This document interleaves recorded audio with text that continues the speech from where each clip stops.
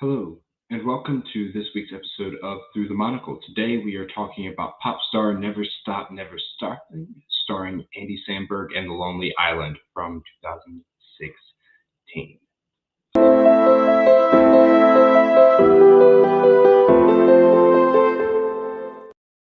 Hi, as always, I'm your host, Grant Ingram, and today I am joined by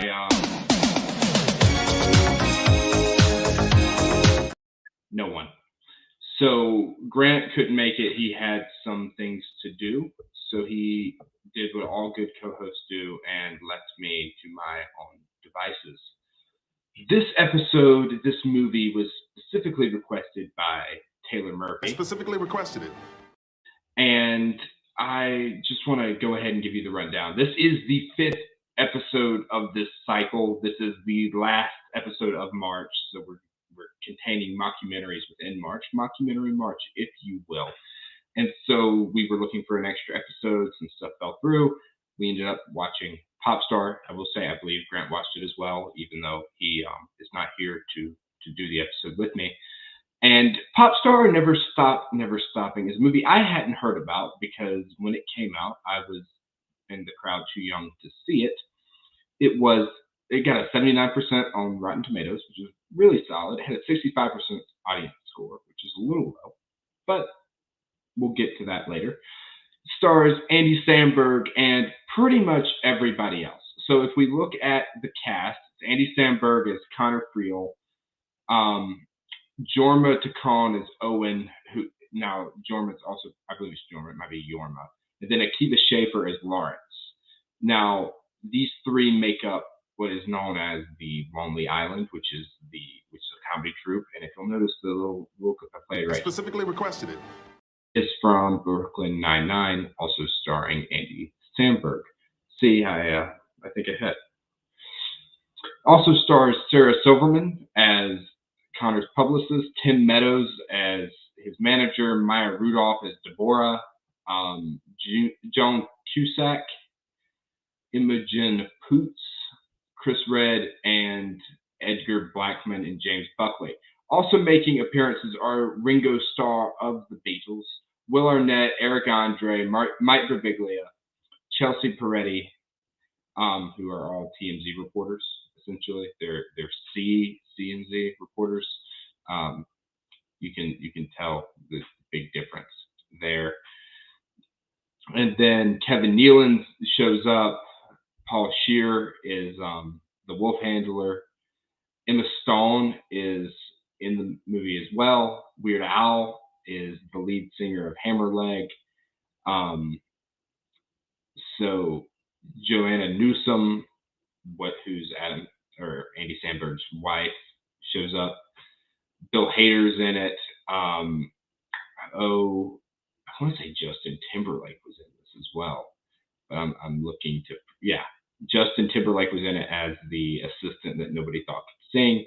Like, it's got a cast, okay? Like it's got a really solid cast, and it's directed by Judd Apatow, who I'm sure you recognize from his many movies, such as Superbad, Anchorman, The Cable Guy, Talladega Nights. Like, fairly successful director. Not a fan favorite by any means. Like, nobody really likes his work, but he's okay at comedy. Just won a few awards for being the best comedy writer of all time, or director of all time, rather. Nothing major. Now, the movie itself follows Connor, who is a pop star who started out in a rap group called the Style Boys. And then they split up over their differences, and Connor went his own way. Very Beatles-like. He took Owen with him to make his beats, and then they left. They left their poor other bandmate, whose name just slipped my mind. If Grant was here, this is where he would come in. But he's played by Akiva Schaffer, and they leave him off in Colorado being a farmer. So there's already this sort of tension there because the entire movie is about trying to get the band back together. If I had my Phineas and Ferb clips, which I could not quite find. You would see like a dude, we're getting the band back together. So Lawrence was his name. Apologies. Anyway, if we look at some quotes, because the quotes are fairly solid in this movie, the songs are where it really gets amazing, but I can't play the songs in good conscience because they're a little raunchy. This is an R-rated movie. This is back-to-back weeks. We're watching something that's a little more raunchy. That's what she said. So Connor at one point says, "Ever since I was born, I was dope," and I mean, if you are, you are, and if you ain't, you ain't, right? Like I just like the sort of, confidence that goes with that. His manager's talking about him. He's like, "We'd like to get to the point where Connor is everywhere, like oxygen or gravity or clinical depression," which is just, it's the type of humor you would expect from Judd Apatow. This is not Talladega Nights. There is no Ricky Bobby. It's just more of this, like you could convince me it was about a real person, especially with all the cameos that pop in. It's very real feeling. It also has a lot of heart to it. So if you look at the title, if you saw the title, I call it a mockumentary with heart. It's funny, but at the end of the day, it's about getting this band back together, these boyhood friends, getting them back together in a room and producing music that they love again. It's healing wounds, learning to be a better person. There's a lot that goes into that. There's a lot of time spent on that. And by the end of the movie, we get to the point where, spoilers, I should warn, spoilers, they come back together. Snoop Dogg makes an appearance, and they all do a big musical number, and that is the end. It pokes fun of Hollywood and the biopic in a way. I don't think it's as good as that as another Tim Meadows vehicle called Walk Hard, the Dewey Cox story. But it's very impactful. It's got a lot of heart. Like, you really are rooting for these three friends to get on stage again. I personally am a fan of the band AJR. AJR is his three brothers, Adam, Jack, and Ryan. This feels a lot like that band's dynamic. Like they've known each other forever. They know each other very well. And getting back to that, it'd be like losing the three brothers and one of the brothers becoming very famous and then all of a sudden nosediving, and everybody wants the three brothers to get back together. In this movie, everybody wants the three brothers to get back together. Jimmy Fallon has like a reunion of sorts where they do the donkey roll, which is hilarious because Andy Samberg's hilarious. And that's the thing.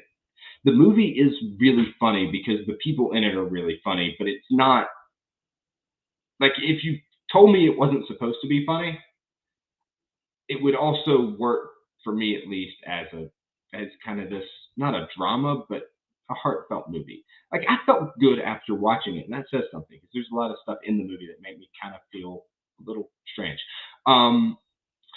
Also, I will say, if you're just tuning in, bear with me. We're co-hostless today. I tried, but sometimes, like, I think mothers' birthdays are just a little bit more important than podcasts. I don't know. Some things you can't quite do. DJ Khaled is in this, and he has a fantastic quote that I absolutely love. He talks about how catchphrase catch the nation with our phrases, and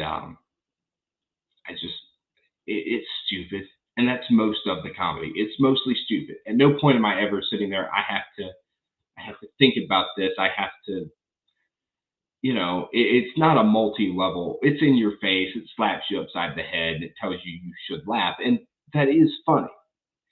But there is no like industry insider. This is the joke. If you were around and listening to pop music in 1985, there's none of that. It's all either you understand that it's funny, that he's delusional, or you don't. And that's the thing I keep coming back to. You don't really have there's no gray area here. It's funny if you like it, which sounds very truistic, but it is. Like, if you like dumb humor and Andy Samberg, Not that Andy Samberg specializes in dumb humor, but if you like both of those things, this is your movie. If you like Andy Samberg, dumb music, and Judd Apatow, this is perfect. Or dumb humor and Judd Apatow, this is your film. Like I cannot recommend it enough for that. I personally like all three. Superbad's one of my favorite movies of all time. Like it's just fantastic. I will say I would have loved to see Seth Rogen in this. He unfortunately was not. Um, there was a conversation that I thought was kind of funny. Um, so Connor walks up to his manager Harry and goes, "Harry, what the heck, man?" And Harry goes, "First of all, this is an 18,000 seat arena. Nobody sells this out. You sold 15,000 seats. That's still really good." And Connor goes, "No, it's not good. Hammerleg sold this place out last week." Harry, "Well, Aquaspin agrees with you. They're concerned about ticket sales." Connor, "What? But it's an 18,000 seat place. Nobody sells that out." Harry, "Hammerleg did last week." And it's like, it's that kind of humor. Like, it's so the Looney Tunes, way back when, there was a specific episode I always think of where it's rabbit season, I believe is the name of it, and Bugs and Daffy are going back and forth as to whether or not it's rabbit season or duck season, and Elmer Fudd's trying to figure out who he can hunt, and they end up getting in this big fight to end it where it's rabbit season, no, it's duck season, it's rabbit season, duck season, rabbit season, rabbit season. Duck, and Daffy starts arguing for duck season, and it's that kind of humor where it's funny because none of the characters know what to do. None of them. They're all just as clueless as we, the audience, are, and that is hilarious. But that is all that is pushing that humor forward. So we get to the heart, which is really solid. It really is the band dynamic. You're really pulling for. You're really pulling for them by the end of the movie. Like that's where I found myself. I didn't find myself sitting there going, I really like Connor. No, I found myself pulling for the band to get back together, and that is mark of good filmmaking. It is good, and I enjoyed that aspect of it. But I'm not going to sit here and tell you it is like hilarious and it made me cry. It wasn't that at all. It's it is it's just this heartfelt brotherhood story that I think is really, really solid. I do want to talk a little bit about some of the production. Um, so it began in May of 2015. It released in May of 2016. So it was very short production, which is impressive because there's a lot of visual spectacle to it, though also it is a little smaller. There are a lot of songs featured in it that are written by the Lonely Island, and they're like I would highly recommend going and checking some of those out. Like that's how Taylor I specifically requested it.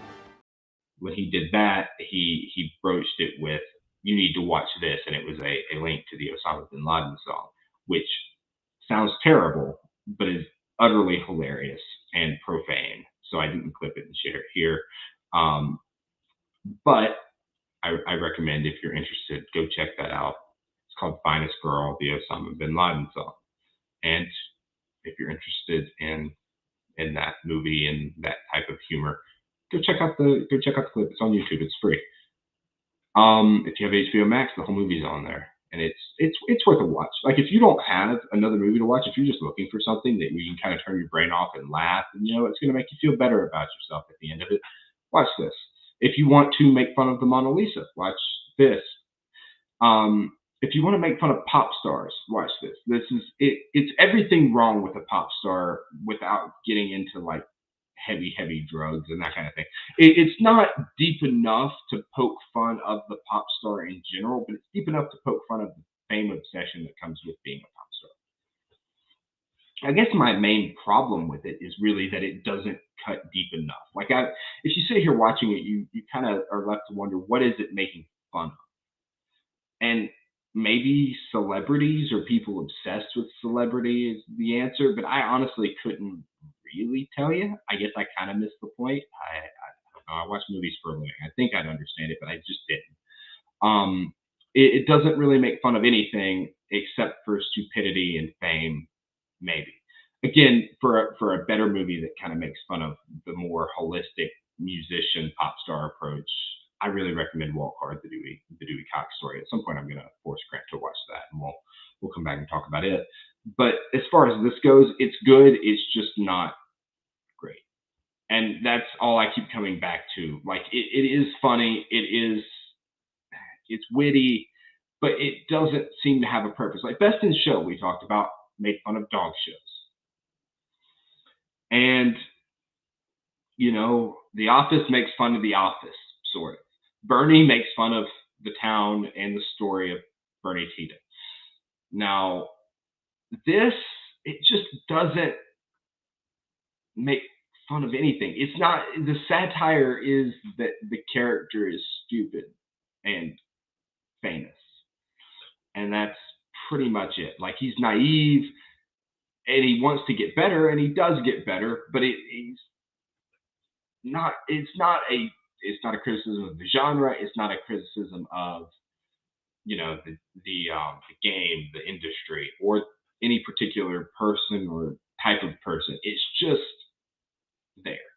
So it ends up kind of hollow in the mockumentary format, because you get to the end of it and you're like, I don't know anything about this person except that I know this brief story, but it almost shouldn't be told as a documentary. I'd almost have preferred it to just be the story. It is what it is. It's just kind of style. I guess style is what I would say. It's just, I wouldn't have done it this way. It's good. I think the audience score reflects kind of the stylistic choices. The stylistic choices. If Grant was here, he would have made fun of me for that. So glad Grant didn't show up. Anyway, it's just not quite what I would say it needs to be. Now, there's a lot of interesting little trivia bits. There's a robot helmet that Owen wears at one point that makes the noise as the aliens do from War of the Worlds in 2005. They have a lot of shots of the crowd that was footage from One Direction concerts, and that, like, it does feel like a boy band. Like, you could see the Lonely Island being a boy band in this situation, and they play the role really well. The acting's really good. It's just not like it doesn't. I say audience, comment if you know that what I'm going for here. It doesn't quite fit in. Like it doesn't make fun of anything enough. Now that said, they do mock the Mona Lisa pretty good. Linkin Park made some cameos to it. They also had Michael Bolton, Justin Timberlake, Akon, Adam Levine, Pharrell Williams, and Snoop Dogg, who had all previously released songs with The Lonely Island. Then it's just so many little trivia bits that you could throw out. Like, Connor was based on Justin Timberlake, or Justin Bieber rather. Connor onto a turtle, Bieber onto monkey. The Michael Bolton scene was hilarious because he's sitting on stage just singing as they're doing like this really crummy rap over them or over him. But it's like it's also the denouement, the big punch of the movie, and so it's funny, but it almost shouldn't be. I'm going way too much into detail. I would recommend you watch it. Like, I really would. I think it's a movie to watch. I think it's a good movie to watch. And if you're a fan of R-rated comedies directed by Judd Apatow, which is a very niche subgenre, I would recommend you watch it. It's very solid. In fact, I specifically requested it. I'm going to keep using that clip. I like that clip. If you don't like that clip, comment and tell me, but I'm going to keep using that clip. As far as our rewatchability and all that goes, I think it is rewatchable. I think it's a little overhated. It's funny. I enjoyed it. I'm mainly critiquing the audience score. I would give it probably about an 80. It passes. It's all very well done, very well thought out, very solid. I really enjoyed it, but it's just not like the best. I don't know. I don't think it's the best. I think there are better movies that do what this does. Walk Hard, which was also a Judd Apatow movie, Yeah, I want to make sure I gave credit to the right guy for directing this. Now that I'm looking at it, I'm thinking it might not have been Apatow. It was not Apatow. Apatow didn't direct. Apatow produced. This is an Akiva Schaffer, Jorma Takani, or Jorma Takani. This is the Lonely Island entirely. They directed. My apologies to them, though I'm pretty sure they're fine if I don't mention them for having directed this. It won Best Picture of the All Deaf Movie Award, which okay. The Golden Schmoes gave it Best Comedy of the Year. Golden Trailers nominated it. IGN Summer Movie Awards nominated it for Best Comedy Movie. It was a Sierra Award nominee. Yeah, it got some awards. It's worth watching. It fits all our criteria. It's a pass. It's good. Not great. It's good. That's what she said. Yeah. So with that said, I'm not going to say out of the way because that is the meat and bones of the episode. Apologies, it's short. Apology, it's just me. Apology, I kind of rambled. I would say that I would blame Grant that he's not here, so I suppose it is my fault. That said, next week is April. April, kids are still in school. Teenagers are still in high school. So we are going to be talking about young adult books that got turned into movies. We're going to be talking about those movies. We're going to talk about Harry Potter. We're going to talk about Miss Peregrine's Peculiar Children, Percy Jackson, and I believe we said we were going to do a series of unfortunate events as well. I believe next week we'll be talking about Harry Potter. I'm not sure which one, but you Potterheads, I'm sure you've seen them all. I've never seen any of them, so I can't even commit to one because I don't know the titles. It's going to be one of them, probably one of the middle ones because I think they're the best. Yeah. So next month, next cycle is young adult book to movie. After that, we have a very imperial announcement we'll be making at the end of next month. Be sure to tune in next week. We really enjoy doing this, and Grant will be back. I made sure his mom's birthday wasn't going to happen twice in 1 week. Yeah. If you enjoyed this episode, first off, thank you. Thank you for making it this far. I see we've had one person watching this entire time, and I really appreciate it. But if you've enjoyed it and you want to make sure that more stuff like this happens, you can check out patreon.com/theculturenerd. And we have a tier there. Everybody's got a tier there. You can give anybody your money. We would really appreciate it. The network as a whole would really appreciate it. Thank you so much if you do that. As always, I've been your host, Grant Ingram, and my lack of a co-host was Grant Skillen. Thank you to all of our Patreon supporters for doing, like I said earlier, and making sure the lights stay on. Thank you to Jose for our logo and Taylor for the intro. And if you've enjoyed this, thank you for joining us. Please leave a like, subscribe, scan this QR code here on the left for the rest of the Culture Nerd stuff, and scan the QR code on the right for Much Talk About Nothing. Much Talk's going to be making a return. We're supposed to be interviewing Taylor Cahill at some point here. I think we're going to do that next Friday, so we'll have an episode out next Saturday at that. That's the 8th, I believe. We're talking to her about her experience playing Wonder Woman, and then we've got a couple of other big interviews that we are excited to line up and to share with you guys. So thank you so much for watching, and next week we will be talking about Harry Potter.